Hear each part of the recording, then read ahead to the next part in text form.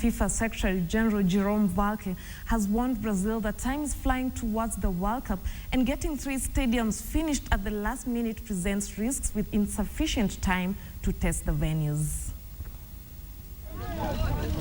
Jerome Valcke, responsible for ensuring Brazil's ready 11 weeks, met this week in Rio de Janeiro with organizing committee officials. Wrapping up the visit on Thursday, he assured the stadiums in Curitiba, Cuiabá and Sao Paulo will be ready when the World Cup opens on June 12th in Sao Paulo. Despite Brazil being aware of the magnitude of the games, much of the work in Brazil have been slowed down by disputes over who pays for what between FIFA, local clubs of various levels of government. Another worrying trend in the country is the numerous protests against the World Cup 3 months ahead of the start of football's sharpest event in Brazil, owing to deaths of workers and poor pay. Valcke said a 4th stadium already opened in Porto Alegre could be the most worrisome.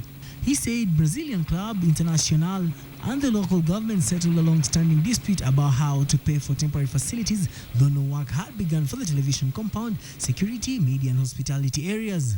Victor Ogale, KTN Sports.